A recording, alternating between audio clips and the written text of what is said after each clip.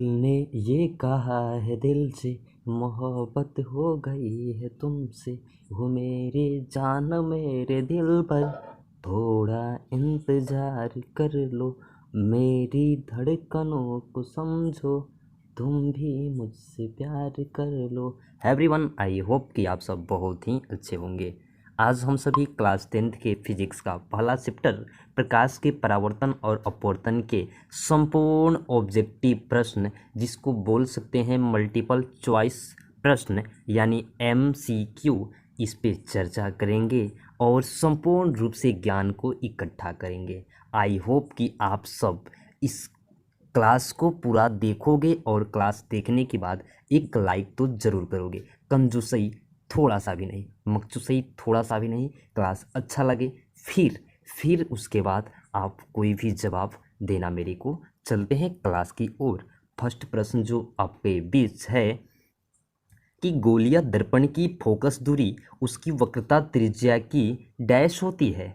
गोलीय दर्पण की फोकस दूरी, गोलीय दर्पण की फोकस दूरी को हम बोलते हैं एफ, और एफ जो होता है वक्रता त्रिज्या की डैश होती है। वक्रता त्रिज्या को हम आर से सूचित करते हैं, तो एफ बराबर आर बट्टा 2 होता है, यानी वक्रता त्रिज्या की क्या होती है, आधी होती है। बढ़ते हैं सेकंड नंबर प्रश्न की ओर। तो देखिए आप सभी कि किसी वस्तु का आवर्धित काल्पनिक प्रतिबिंब बनता है।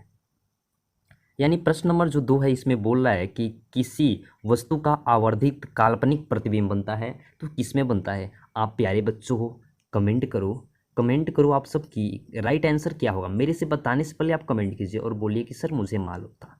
देखिए हैं एक सीन, एक मूवी में ये सीन दिखाता है। इसका राइट आंसर होगा अवतल दर्पण। थर्ड नंबर जो प्रश्न है, प्रश्न नंबर 3, कि प्रकाश की किरण यानी प्रकाश की एक किरण किसी समतल दर्पण पर 60 डिग्री का कोण बनाते हुए टकराती है, तो उसका परावर्तन कोण होगा। मतलब जो हमारा प्रकाश आ रहा है, समतल दर्पण है। समतल दर्पण कैसे होता है, ऐसे होता है। इसका चिकना सतह होता है, मतलब परावर्तक जो सतह होता है ये चिकना होता है। चिकना मतलब समतल होता है। कैसे होता है, हर परावर्तक सतह प्यारे बच्चों समतल होता है। किसका, तो समतल दर्पण का। राइट, आप जान गए। तो इसका जो कोण बन रहा है कितना डिग्री का बन रहा है, 60 डिग्री का। 60 डिग्री का जब कोण बन रहा है तो यहाँ पे बता रहा है कि इसका परावर्तन कोण कितना डिग्री का होगा। तो ये प्रकाश आ रहा है, ये प्रकाश चला जाएगा, तो आ रही थी इसको आपतित, जो जाएगा उसको बोलेंगे परावर्तित। अब इसको बांटेंगे हम अभिलंब के सहायता से, तो ये जो 60 डिग्री का कोण बना, तो ये जो हमारा कोण बनेगा, ये कोण बनेगा हमारा 30 डिग्री का, 30 डिग्री का ये हमारा कोण बनेगा। तो राइट आंसर हो जाएगा हमारा बी नंबर। अगला जो हमारा प्रश्न है प्यारे बच्चों, ये देखेंगे प्रश्न क्या है कि यदि किसी वस्तु को एक दर्पण के सामने निकट पर प्रतिबिंब सीधा बने किंतु दूर रखने पर उल्टा प्रतिबिंब बने, तो वह दर्पण होगा। तो वह कौन सा दर्पण होगा प्यारे बच्चों, तो वह दर्पण होगा अवतल दर्पण। कौन सा दर्पण होगा, अवतल दर्पण। अवतल दर्पण याद रखिएगा। और ये तो बच्चों वाला खेल होता है ना, जैसे छोटे छोटे बच्चों को क्या बोलते हैं कि शेर को आपने पिंजड़े में देखा होगा, जंगल में देखा, मगर खुलते खुला लड़ते देखा है क्या। तो वही प्रश्न छोटा सा है, सिंपल, कि साइड मिरर के रूप में किसका उपयोग होता है, किस दर्पण का उपयोग करते हैं साइड मिरर के रूप में। साइड मिरर के रूप में किस दर्पण, और दर्पण यहाँ पे नहीं बताना है, लेंस बताना है। लेंस, किस लेंस का प्रयोग करते हैं बताइए, कमेंट कीजिए, आप कमेंट कीजिए ना, बहुत पढ़ते हैं लोग। अवतल दर्पण, उत्तल लेंस, अवतल दर्पण, उत्तल लेंस, और उत्तल लेंस, अवतल दर्पण, ये तो आप जानते हो प्यारे बच्चों। मगर ये आप नहीं जानते हो कि अवतल दर्पण तो उत्तल लेंस, और उत्तल दर्पण तो अवतल लेंस, यानी हमारा राइट आंसर होगा अवतल लेंस, यानी हमारा राइट आंसर हो जाएगा बी नंबर। सॉरी, ये होगा बी नंबर, ये आपका बी नंबर राइट आंसर हो जाएगा। अगला जब हम प्रश्न देखते हैं, प्रश्न नंबर जो हमारा 6 है कि सोलर कुकर का व्यवहार किया जाता है। सोलर कुकर का कैसे व्यवहार किया जाता है, कहाँ व्यवहार किया जाता है, तो सोलर कुकर में किसका व्यवहार किया जाता है, ये आपको कमेंट करके जवाब देना है। फर्स्ट नंबर है अवतल दर्पण का, सेकंड है समतल दर्पण, उत्तल दर्पण और परावलिक दर्पण का। तो राइट आंसर क्या होगा प्यारे बच्चों, कमेंट करो यार। आप सब मकसू सही करते हो, हर चीज़ में आप वही करते हो। तो राइट आंसर हो जाएगा अवतल दर्पण। अवतल दर्पण ये हमारा राइट आंसर हो जाएगा। आगे जब हम देखते हैं इस प्रश्न को, इस प्रश्न को जब हम आगे देखेंगे तो क्या हो जाएगा प्रश्न नंबर 7 में, प्रश्न नंबर 7 में क्या होगा, आप सब कमेंट ही नहीं करते हो, क्या किया जाएगा। तो अगला जो हमारा प्रश्न है कि गोलीय दर्पण की जो दूरियां होती है हमेशा किसके सापेक्ष मापी जाती है, किसके सापेक्ष मापते हैं, तो आप सभी बताइएगा किसके सापेक्ष मापते हैं। आप सब कमेंट करो, ये है आंसर ध्रुव, इसका राइट आंसर हो जाएगा। अगला नंबर जो हमारा प्रश्न बनता है, ये प्रश्न आपका है कि अनंत पर स्थित किसी वस्तु का प्रतिबिंब अवतल दर्पण के फोकस दूरी पर बनता है तो उसका आवर्धन क्या होगा। तो उसका आवर्धन क्या होगा आपको कमेंट करके जवाब देना है कि उसका आवर्धन क्या होगा। तो m बराबर 0, m बराबर होगा 0, याद रखिएगा। अगला जो प्रश्न है 9 नंबर की, सर्च लाइट का परावर्तक सतह होता है। तो सर्च लाइट का परावर्तक सतह क्या होता है, आप सबों को कमेंट करके जवाब देना है। तो सर्च लाइट का परावर्तक सतह यानी सर्च लाइट में किसका उपयोग है, सीधी सी बात जानेंगे, सर्च लाइट में किसका उपयोग, तो अवतल दर्पण, ये हमारा हो जाएगा राइट आंसर, ये हमारा हो जाएगा राइट आंसर।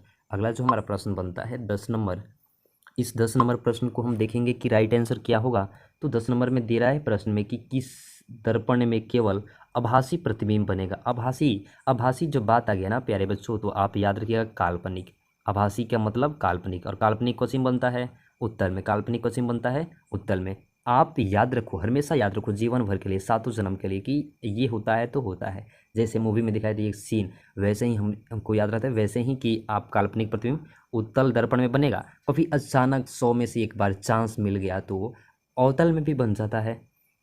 तो यहाँ पे हमारा राइट आंसर क्या हो जाएगा 10 नंबर, 10 नंबर का क्या हो जाएगा हमारा उत्तल, उत्तल दर्पण। और फिर यहाँ पे दे रहा है समतल दर्पण, तो समतल दर्पण तो हमारा नहीं होना चाहिए, क्योंकि समतल दर्पण में 500 प्रतिबिंब बनता है। कैसा प्रतिबिंब बनता है, 500 प्रतिबिंब बनता है, 500 प्रतिबिंब, याद रखिएगा 500 प्रतिबिंब। हाँ, इसकी जगह पे हम अवतल को लिख सकते हैं प्यारे बच्चों। यहाँ पे अगर हम बात करें ना, तो यहाँ पे अगर हम बात करें उत्तल, और उत्तल के साथ साथ अवतल को लिख सकते हैं, क्योंकि एक चांस आता है जिसमें बन जाता है।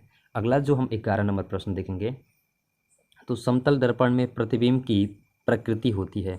समतल दर्पण में प्रतिबिंब की प्रकृति कैसी होती है, आप सब कमेंट कर सकते हो क्या समतल दर्पण में कैसा प्रतिबिंब बनता है।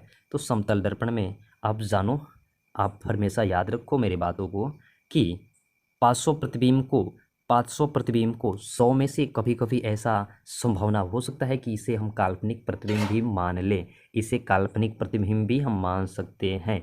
कभी कभी ऐसा समय आएगा, तो हमेशा ऐसा नहीं कर सकते हैं, क्योंकि समतल दर्पण में बनने वाला प्रतिबिंब प्यारे बच्चों होता है 500 प्रतिबिंब, मतलब उल्टा, दाएं हाथ बायां दिखेगा, बायां हाथ दायां दिखेगा, और नीचे वाला ऊपर, ऊपर वाला नीचे, ऐसा बनता है। मगर यहाँ पे जो आपको दिया जा रहा है प्यारे बच्चों कि समतल दर्पण में प्रतिबिंब की प्रकृति होती है, तो आभासी और वस्तु के बराबर, ये हमारा राइट आंसर हो जाएगा, ये ऑप्शन जो चारों आपको दिया है इसके अनुसार। प्रश्न नंबर 12 की तरफ बढ़ते हैं, देखते हैं क्या प्रश्न है।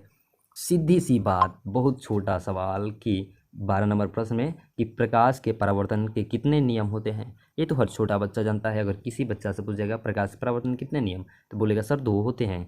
उसके बाद जो आपका दे रहा है कि गोलीय दर्पण में फोकसांतर और वक्रता त्रिज्या के बीच संबंध है, तो उसके बीच संबंध क्या है, तो F बराबर R/2, F बराबर R/2, ये हमारा फॉर्मूला है, F बराबर R/2, ये फॉर्मूला हमारा राइट है, यानी ऑप्शन नंबर सी।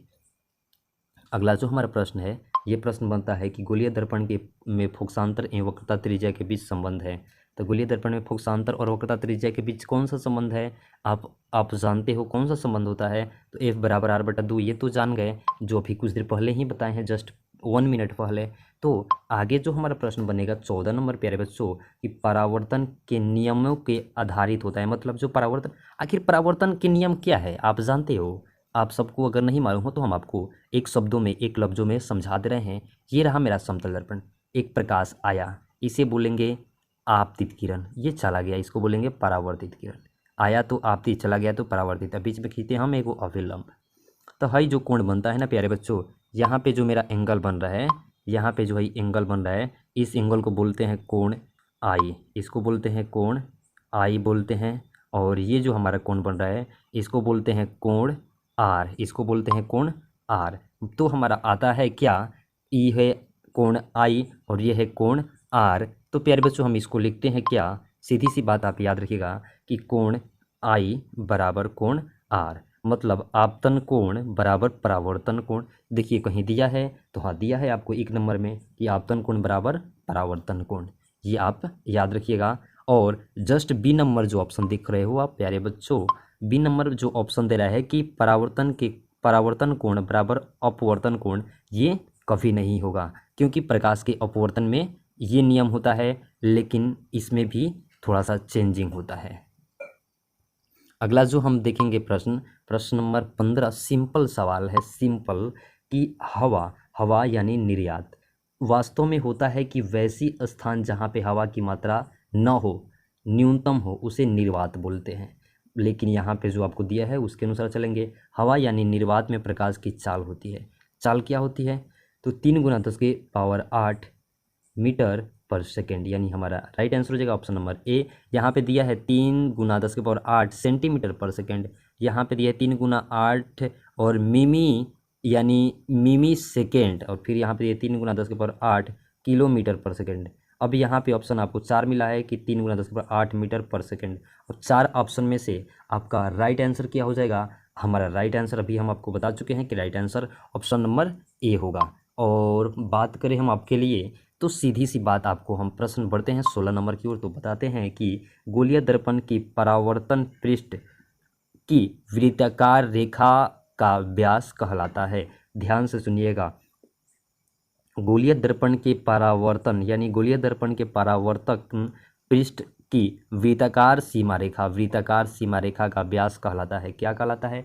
आप सब कमेंट करके जवाब दोगे क्या कहलाता है। ये रहा मेरा वृत्ताकार, ये रहा मतलब वृत्ताकार वृत्त के जैसा। ये जब हमारा वृत्ताकार हुआ, जब ये हमारा वृत्ताकार हुआ तो बात बोल रहा है कि इसकी सीमा रेखा का जो व्यास होता है, ये व्यास हो गया। तो इसकी सीमा रेखा मतलब अगर इसको 2 भागों में डिवाइड करें तो हमारा आधा भाग ये बन के तैयार होगा। तो इस आधे भाग को हम क्या बोलेंगे? तो इस भाग को बोलते हैं वक्रता त्रिज्या। क्या बोलते हैं? इसकी वक्रता त्रिज्या बोलते हैं। क्या बोलते हैं? वक्रता त्रिज्या, यानी ऑप्शन नंबर बी। और 17 नंबर जो प्रश्न है, 17 नंबर ये प्रश्न है कि दंत विशेषज्ञ किस दर्पण का उपयोग करके मरीजों के दांतों को बड़ा प्रतिबिंब देखने के लिए करता है? तो किस दर्पण का प्रयोग करता है? आप सब कमेंट करके भी जवाब दे सकते हो, बच्चे थोड़े हो। तो इसका राइट आंसर हो जाएगा अवतल दर्पण।